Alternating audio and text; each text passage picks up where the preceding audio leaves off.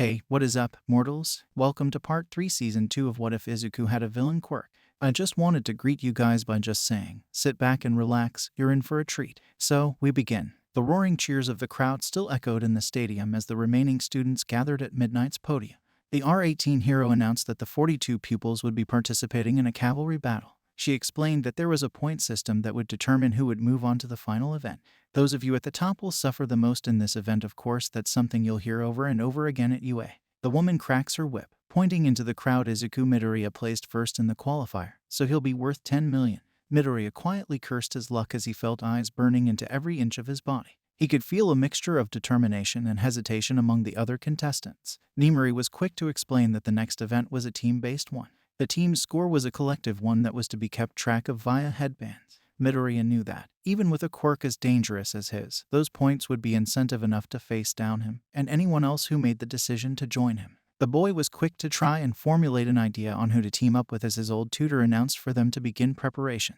He gazed around him as people already began grouping up, all of them avoiding him like a river around a stone. That was, until he suddenly heard a loud voice calling his name. "Hey, you, Izuku Midoriya. You're on my team." A familiar pink oddball hovered in from nowhere. "Not only will teaming up with you draw the attention of agencies, but I heard about your quirk prior to this and saw it as a perfect opportunity to show off this." She grabs Izuku's hand and slams some sort of mask into his palm. He gazes at it for a moment before shock registers on his features. His mind became clouded with an odd mixture of hope and doubts. Is this? Yup. A gas mask that I specially designed to block out all foreign vapors while allowing safe ones to be inhaled. This means you can use your quirk without being worried about me and the rest of our team. May's voice echoed out around the stadium as a few of the people who knew the potential of his quirk paled at the thought of him using it unhindered. This announcement also brought forth a girl who had been overlooked by the other teams. "Hey, do you guys need a third member?" Achako walked towards them, relieved at the possibility of getting into a team.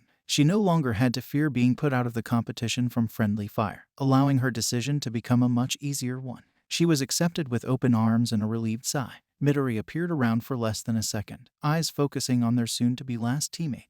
The timer for team building rang and the groups were ordered to their starting places by midnight, each one having small pep talks and confirming their strategies. Each member of Izuku's team donned their masks, a few whirs and clicks sounding as a light glowed in the top corner. The boy being held above them adjusted the straps of the contraption Hatsume had offered up to him. Finally, a buzzer rang and Midnight yelled to begin. In a flash, every team began charging towards the Greenette and his team. Takoyami, their final teammate, questioned their method of retaliation, receiving the answer of their retreat. However, before they could take another step, a student from Tetsu's group used his quirk to liquefy the ground, turning into some sort of quicksand.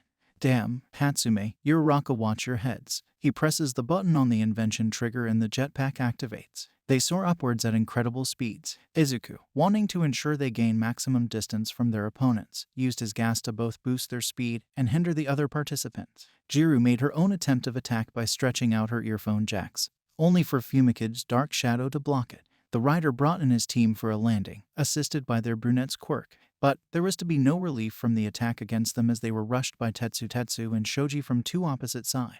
Midoriya gritted his teeth as he quickly tried to plan a strategy. He thrust his arms out in the directions their foes were coming from and let loose twin gusts of his neurotoxin in a very loose concentration. This allowed it to float out, making it even harder to avoid. Minda continued to try and fire out his balls, but the attacks were more inaccurate. "Takoyami, quickly have Dark Shadow attempt to free Hatsume, please." He was answered with a swift nod as the boy used his quirk to tear away the sticky trap. The bird-headed boy gives them a thumbs up to declare they were in the clear, and the device on their leader's back roared, launching them to the skies once more. Whether or not they were safe was another matter. At a rapid speed, Katsuki followed them into the air with his explosions, pausing at their altitude to let out a powerful combustion. With a single command from Izuku, their frontmost teammate used his shadow quirk to block the attack. A second, flawless landing awaited them as they once more returned to solid ground. Attention was suddenly turned from the first-place team as the announcer brought light to how badly the rest one was doing. The reason why was soon revealed to be a 1B student, a blonde boy that was snatching headbands left and right. The student, Monoma, even appeared to insult Bakugo as he stole their headband in a drive-by. Midoriya attempted to eavesdrop on the conversation as Nito continued, not only mocking the ashen blonde across from him, but also monologuing his whole plan up to them. Intelligent as he may be for formulating such a plan, He clearly lacks common sense. He just let his enemies know his entire plan, meaning they can strategize to counter it. The jungle-headed boy shakes his head as he refocuses his thoughts from the male. At least they seem to be focused on late game, meaning they may not even come after us. Just as he was about to voice his relief, another squad of students appeared before them. It was Todoroki. Midoriya took a shaky breath as he faced down the very person who declared he would triumph over him. An unbearable tension's presence filled the air around them in a stifling way. Shoto and his group began their forward assault, along with just about every team in the stadium. A devastating electrical surge came from Kaminari, with Dark Shadow deflecting the brunt of it for the team. The rest of the divisions were not so lucky, receiving a severe stun and being frozen in place soon after. The heterochromatic leader snatched a few headbands as they continued their pursuit for the 10 million points. Takoyami attempted to attack their chasers, only for Momo to block it. Izuku wondered aloud if it was her who was going to be the most difficult to deal with. When Fumikage turned the attention to Kaminari, he explained that the boy's quirk was detrimental to Dark Shadow, and that it would be difficult for him to do his job as a defensive player as long as the yellow-haired boy was still there. Suddenly, their movement stopped as they were trapped between the out-of-bounds line and two walls of ice. The walls extended until they completely encased the 8 students, keeping others from interfering with their battle. Izuku attempted to activate the jetpack, only to find the circuits friend by Denki. The rider for the first-place squad kept his team distance from Todoroki, staying on his left side as to keep him from getting a clean shot at them without friendly fire. Ada's engine began to roar loudly as he announced that he was about to attempt something that would make him useless the rest of the game. The cavalry unit suddenly darted forward at Mach speeds, and, in an attempt to try and stop them, the Viridian-eyed rider let loose a giant plume of gas right on top of them. It was all for naught, as the headband was snatched from his head. "No, we have to get the headband back." Panic and anger filled Midoriya's eyes as he eyed his classmates who now held the 10 million points. His teammates' attempt at deterring the action failed as he was determined to regain their lost points. He rallied them for one final attack, knowing that at least Kaminari had been lightly exposed to his fear toxin. They went for a full-force attack, with Izuku launching a forceful blast of his vaporous quirk above Todoroki, forcing them to duck and putting them exactly in the position he wanted. He felt a flash of pain as he saw flames ignite on his schoolmate's arms, but powered through. "I know Momo and Todoroki are way too smart to leave that headband on top," he thought to himself as he grabbed one of the headbands below the topmost one around Shoto's neck. "I'll have to take a guess and hope for the best." He grasped one of the white cloths and tugged it away. He glanced down to see a score of 130. He paled as he realized it was still not enough for them to continue. An explosion sounded as Bakugo blew his way into the icy arena as Takoyami sent out his quirk to attack. Kaminari appeared ready to attack but hesitated as he let out a frightened scream. The 3 teams seemed to be ready for a head-on collision until time was called. Present Mike began announcing the students moving on as May removes her baby from a discouraged Greenette's back. His mood was quickly changed to shock, then elated happiness as he realized that they had managed to make it to the final event. The students exited the main field of the stadium, Shoji lugging around a snoring Kaminari. Midoriya felt a pang of guilt, finding solace only in the fact that, at least in sleep, the parts of the brain required for his quirk to take hold would be in sleep mode. Suddenly, he was pulled aside by someone, turning to see dual-colored hair. A tense silence reigned between him and Shoto as they stared at each other. The two acquaintances did not meet each other's eyes until Todoroki spoke. "Midoriya, I want to know what your connection to Midnight is, beyond what you have already told us." Izuku responded with panicked promises that he wasn't cheating. "I know you aren't. After all, I've known you long enough to see you are not that idiotic. I meant how close you seem to be. I've seen the worry in her eyes when she looks at you. What does it mean? Are you two related? Are you some hidden child of hers or perhaps a forgotten child of her parents?" "What? No, Midnight is just my tutor, I guess," Midoriya offered lamely with a sigh. "She helped me get into UA. She saw potential in me despite the fear I felt towards my quirk." Dual-colored eyes narrowed as they peered at the boy across from them. He looked for any body language that would mean that the boy he saw as a friend, although he wouldn't admit that out loud, was lying. "So you've had a hero in your corner for a while now. That brings up an interesting question." The heterochromatic boy saw the anxious demeanor Izuku adopted. "Did your family pay her to do that? Was she perhaps blackmailed or she owed a favor?" The Viridian youth gulped as he quickly shook his head and peered around for a moment. He admitted that All Might had introduced him to her after capturing a villain that attacked him, avoiding the complete truth to keep the pro's secret. "I used my quirk and it took hold when All Might arrived. I started having a panic attack, thinking I was going to go to jail for using it.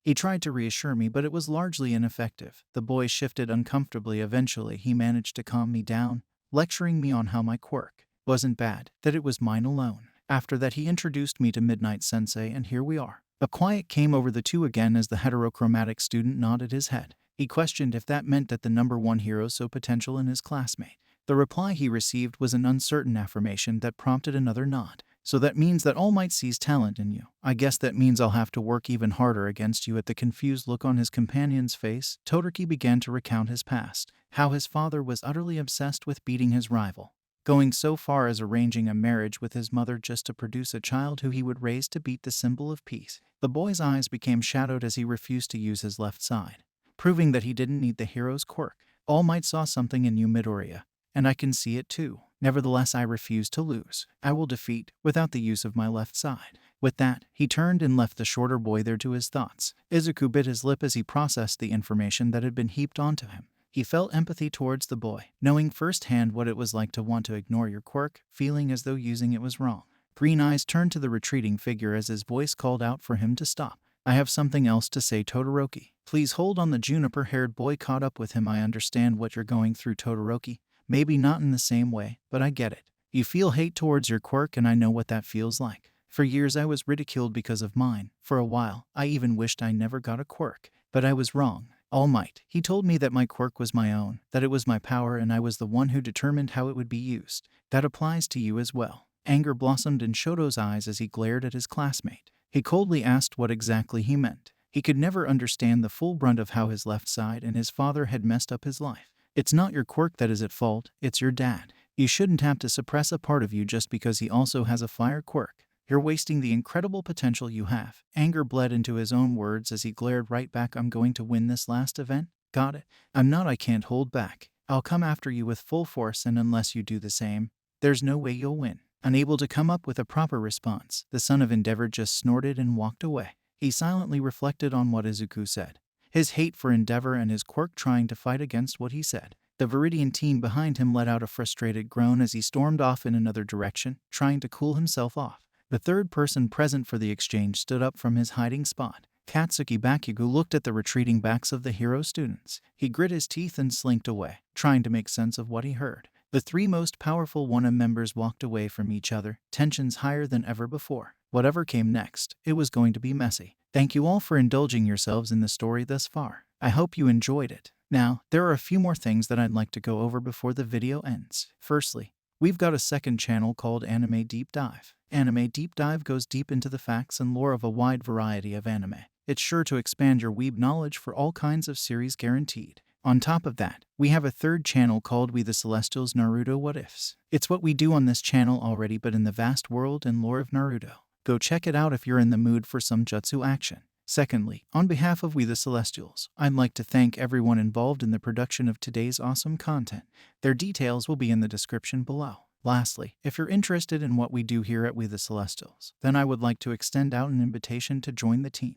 The only caveat being we only accept members 16 years and up to join our crew. You can sign up for whichever category fulfills your interests by joining the recruitment Discord using the link in the description below. Our Discord is an all-around fantastic place to be. Whether you're a fan or looking to join our band of misfits, we're always looking for members to join us. Well, that's it from us for today's video. So, thank you all for watching, and have a great day.